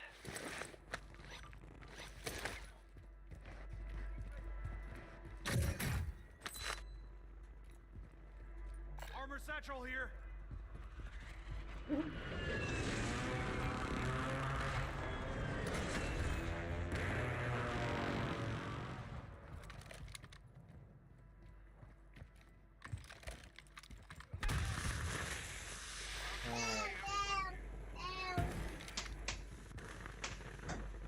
Resurgence is about to end. Make it count. Found some armor here.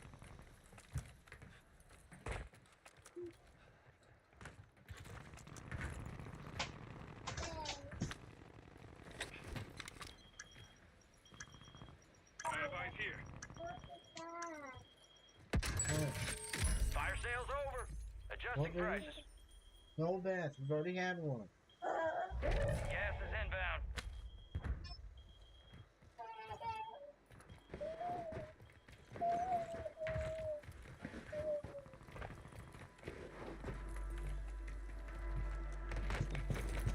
Your squad made it to the safe zone.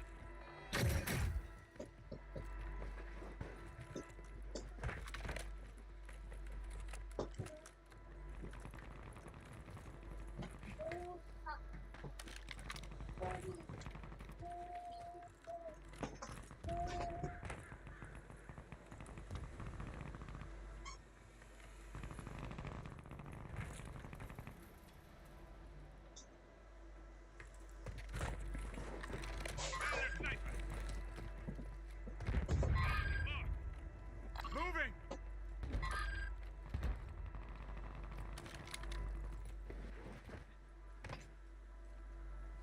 Resurgence has closed. No more second chances.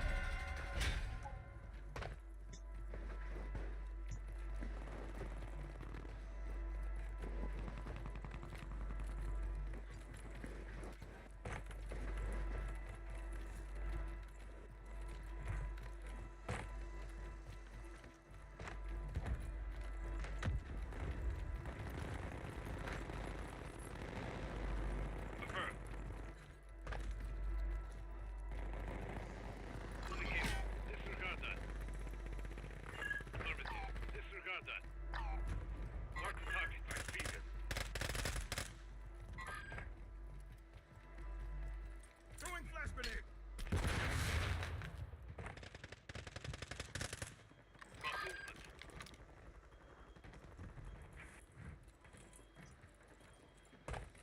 Moving here. Got gas moving in. Mark the target.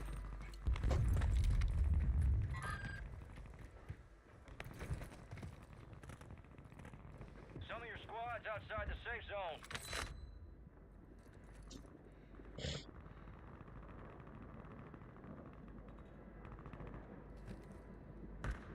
Enemy movement. Enemy movement in the AO. Enemy movement.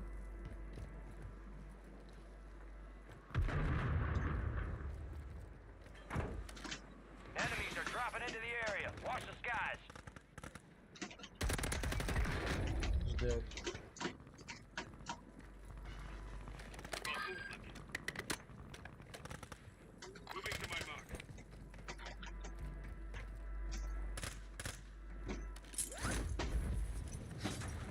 Movement in the AO.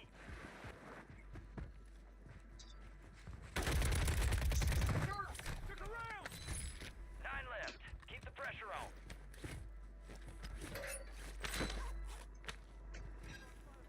Call again. A counter UAV. Copy. Counter UAV deployed. Running interference.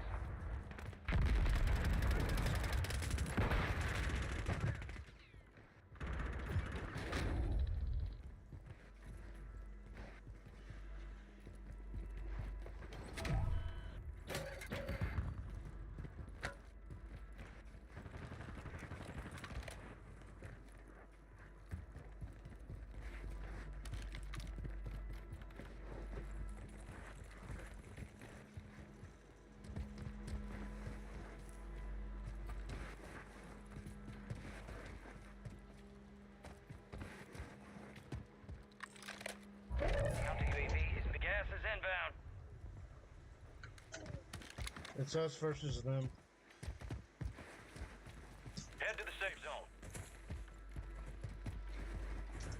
Yeah. Requesting recon flyover. Alright, we're over there. Let's shut up then.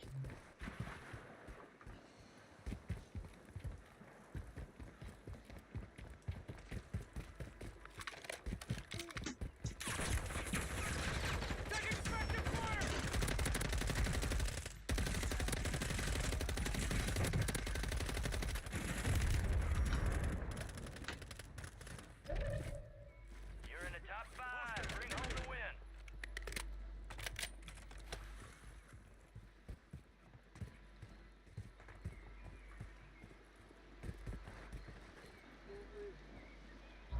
Gas is closing in. Advise you head to the safe zone. You got a lot of ground to cover.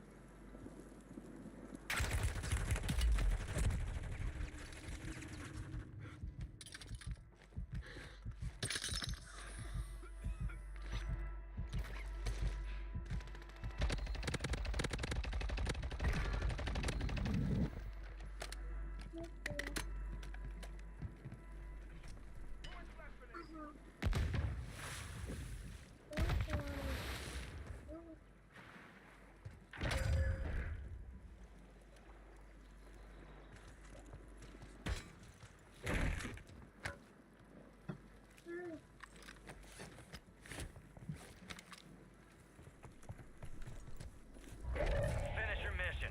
Take them down.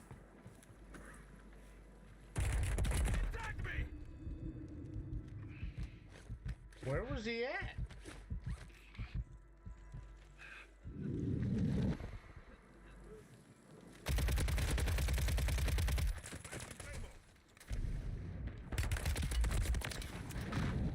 Some bitch picked the wrong GG's. fight. Way to get it done.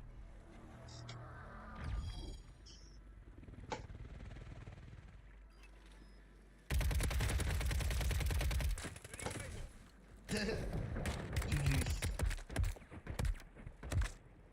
I'm set. Ain't nothing wrong with that. We got that 15 piece for the win.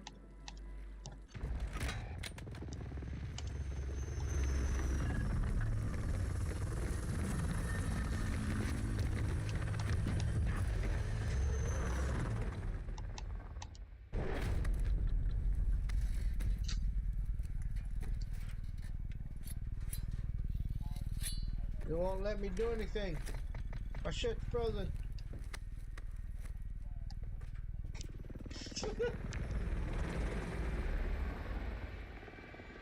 Oh, there we go.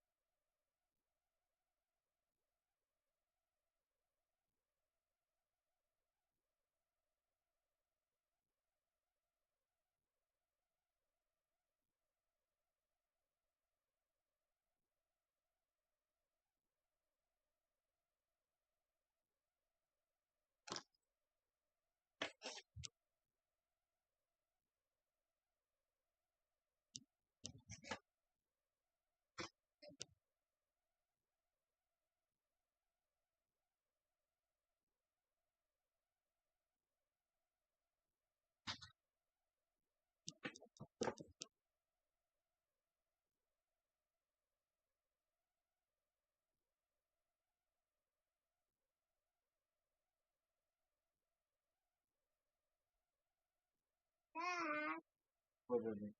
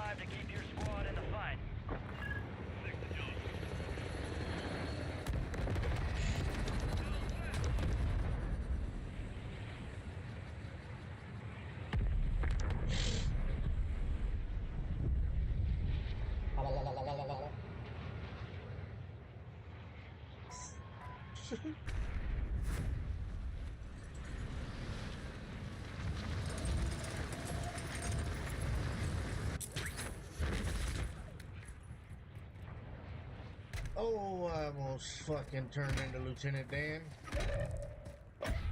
Oh no. Ah! Cracked you. Oh no, you have a gun. That's not fair.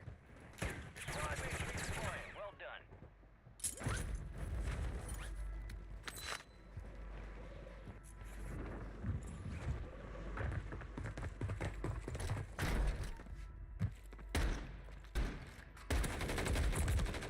Wow. I missed my shot. Need medical!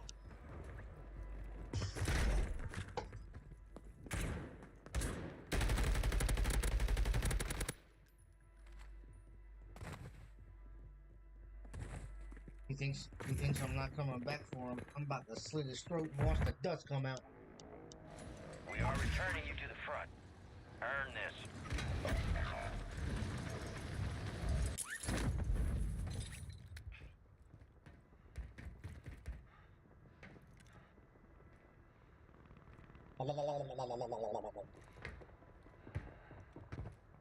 Your squad mate's back on station. Good work.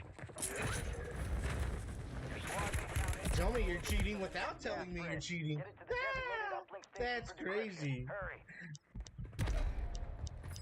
That's crazy. Came right through me.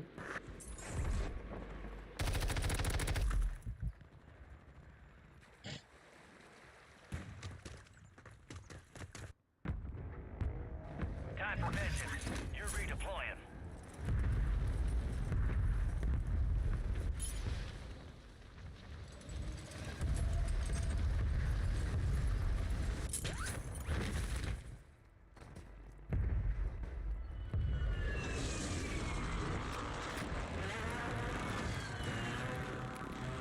Gas is moving.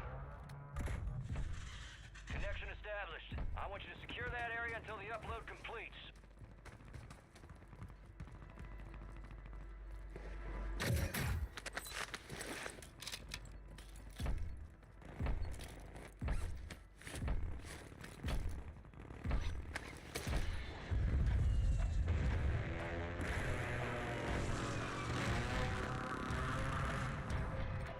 All squad members are in the safe zone. Upload secure. Future gas spread coordinates are marked on your TAC map.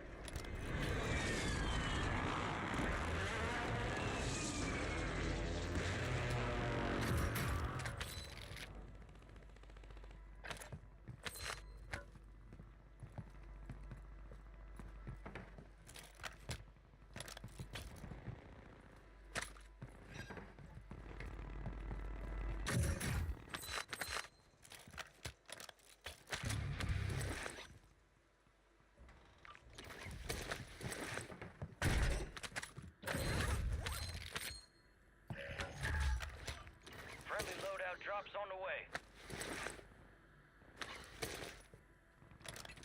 Supplies incoming!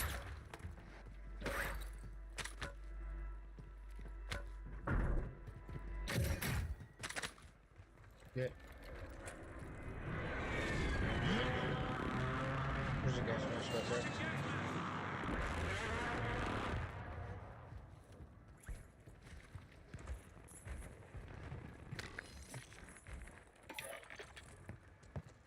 Requesting recon flyover. You got a loadout drop inbound. Set in charge!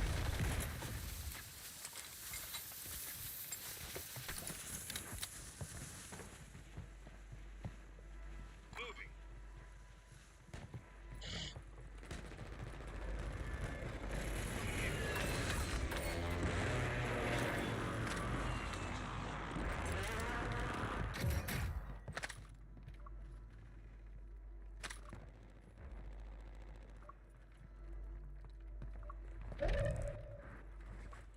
Guy just went in that building. Moving to my mark. And to my left. XP multiplier deployed. Copy, I'm got eyes on him.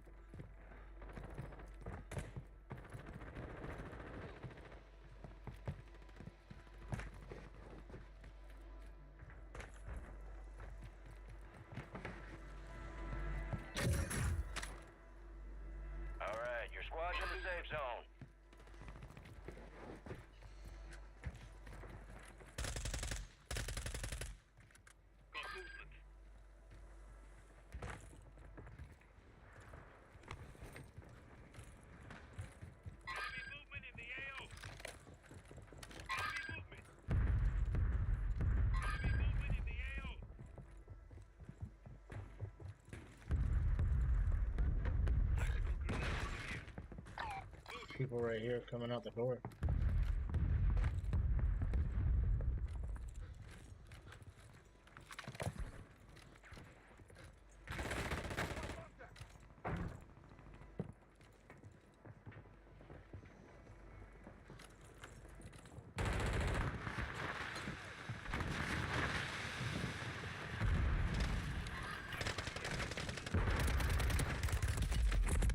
There's one more behind you. One more behind you. Ah. Enemy took that one, but we'll Good get him try. back.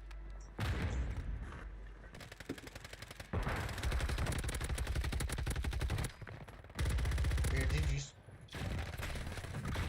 I'll run one more. My wife's not home.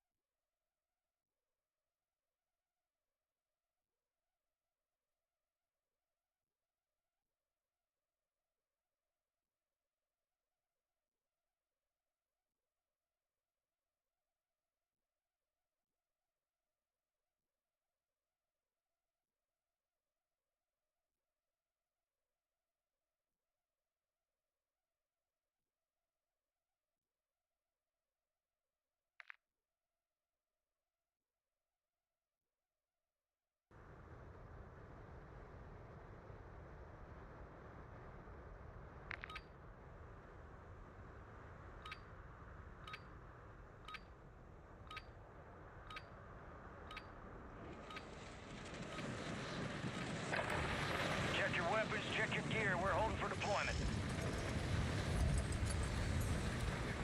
Enemy soldier incoming.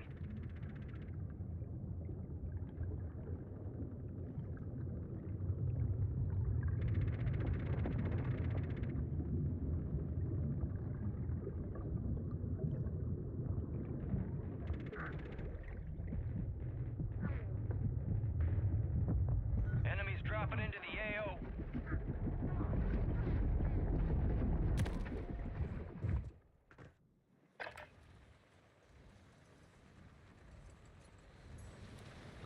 All stations, green light. We are deploying to the war zone.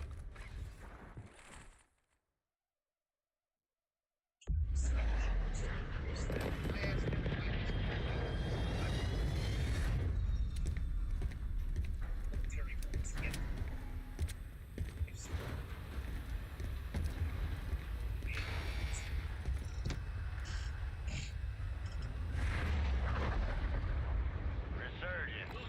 Survive to redeploy fallen teammates. Kill to bring them back faster.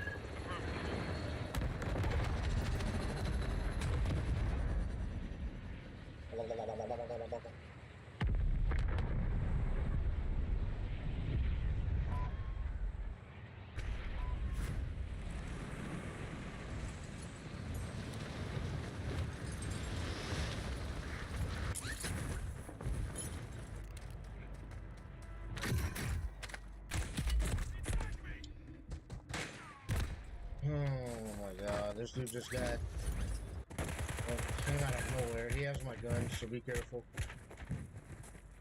Like my legit loadout weapons, because I got them at that box. Go get after it. Dickhead.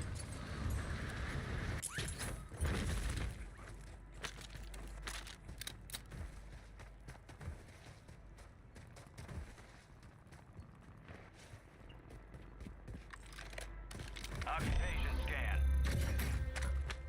I have a Enemy surveillance precision. is active. Stay low or use the water for concealment.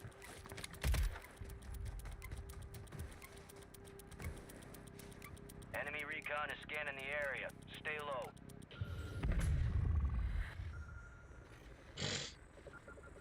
Enemies detected. Locations marked.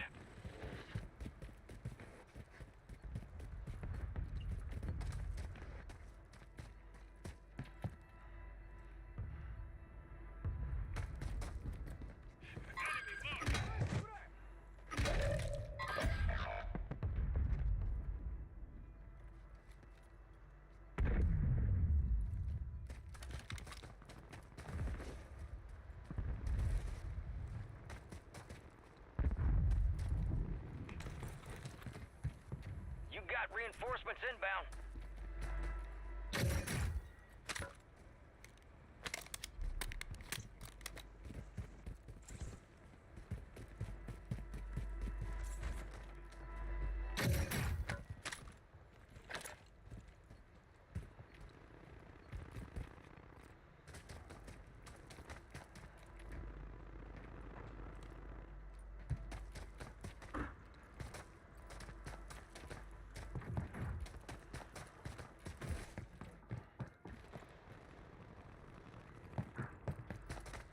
Gas is inbound.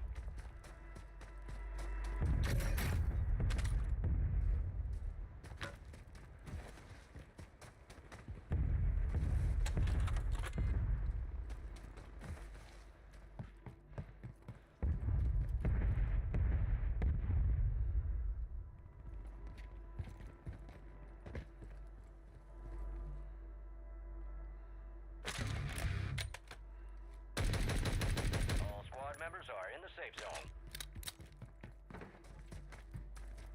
Hostile located.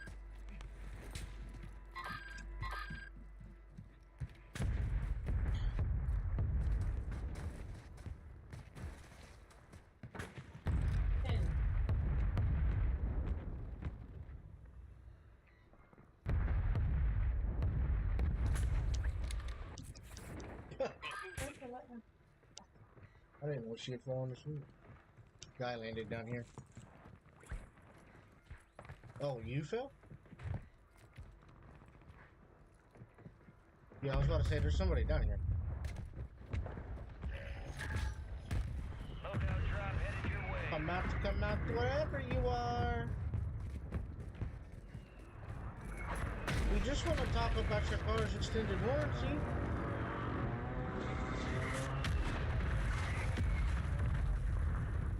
Don't run from the Lord. Oh, he really did run.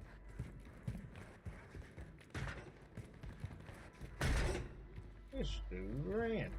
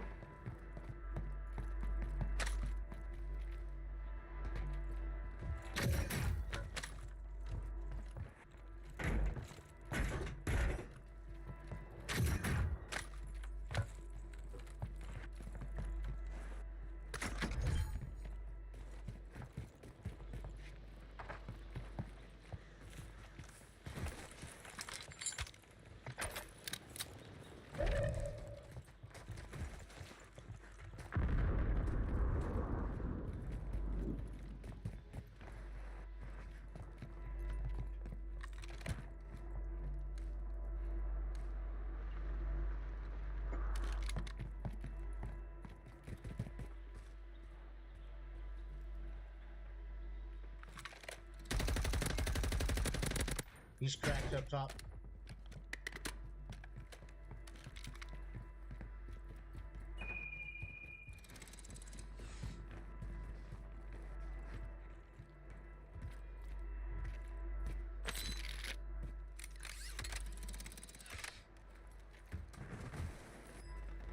Enemy butterfly spotted.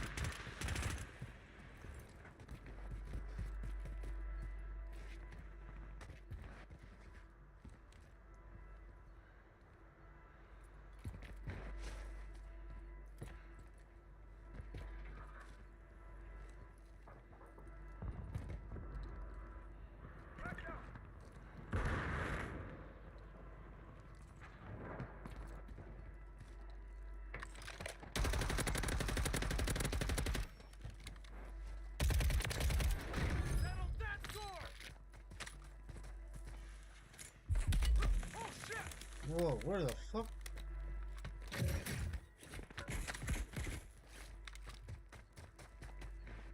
I'm not quite sure what got me after I killed him.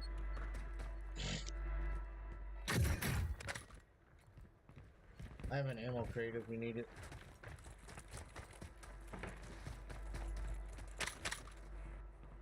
You're losing ground. Move it. Huh?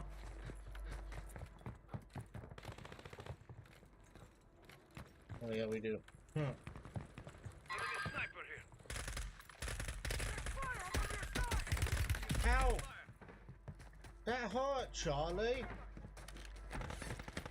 All right, your squad's in the safe zone. Good to go.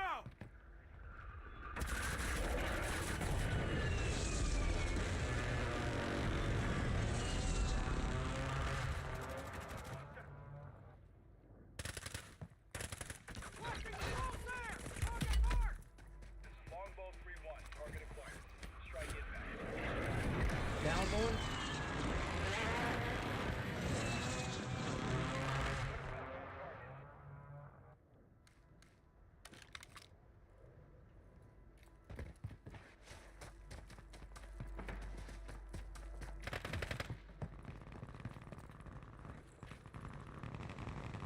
Moving here. Taking fire. Marking the rest of them.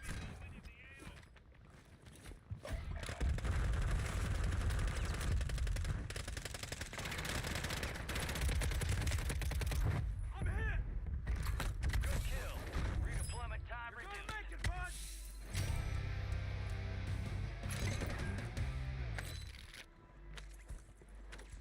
Requesting recon flyover.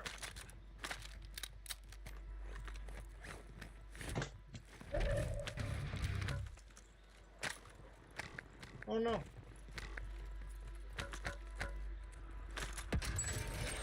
Fire sale is active. Buy station prices are adjusted.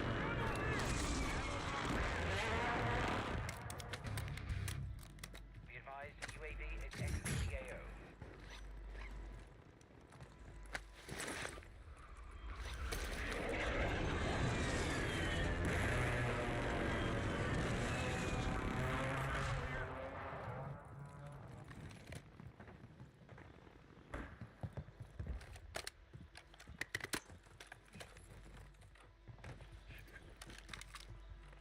Get ready, resurgence window is about to close.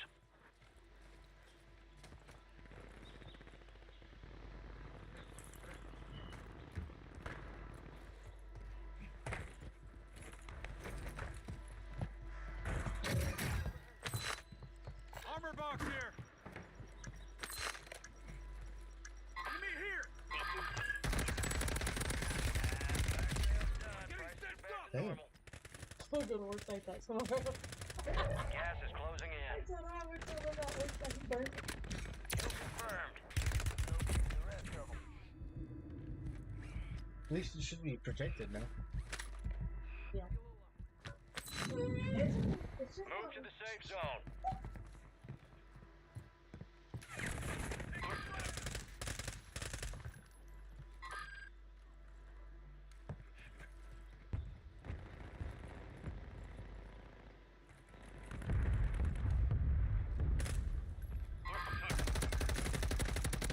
He's down. Enemy soldier incoming. He's cracked.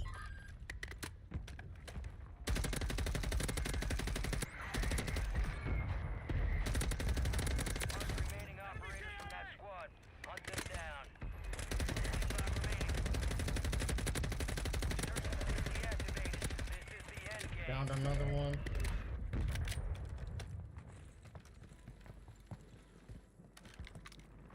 Moving. Oh.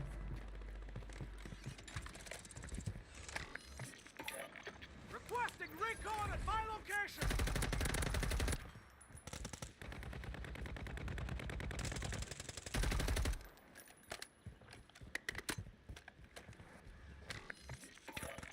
Requesting recon flyover.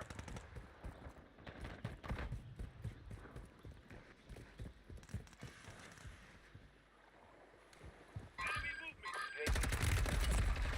Stick around. Oh, shot. That dude's weak.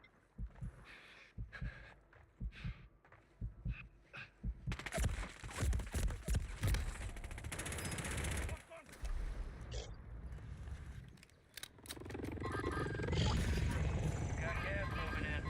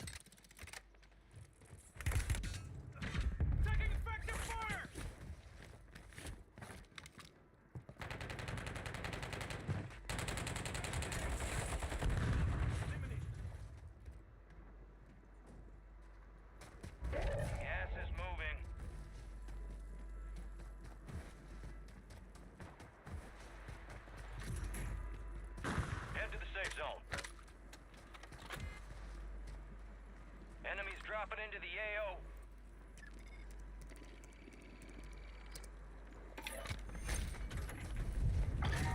Friendly UAV is tracking targets.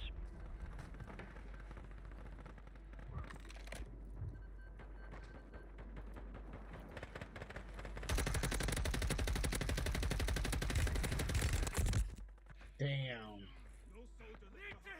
Whew.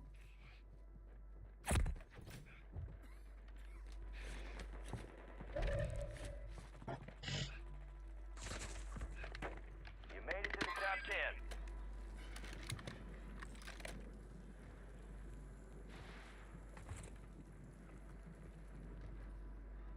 You got gas moving in. Safe zone's a ways out. You need to get moving. Be advised, resurgence is no longer active. Only 10 were left. Oh, I tried. My bad. Bro. Failure ain't fatal. It's just an opportunity to do better.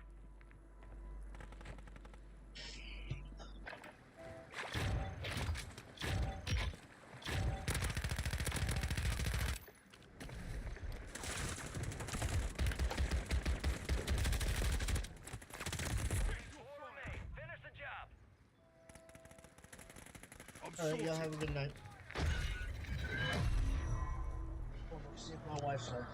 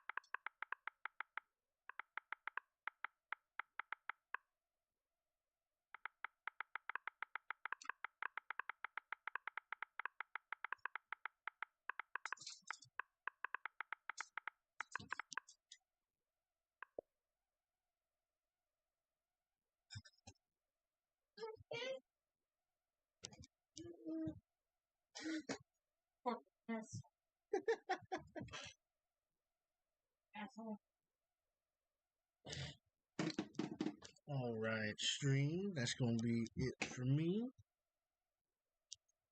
Hope everyone has a wonderful night. And I will be back on tomorrow morning for a much longer stream. I got caught up in some schoolwork. But much love for everybody that stopped in, and hope y'all have a wonderful night.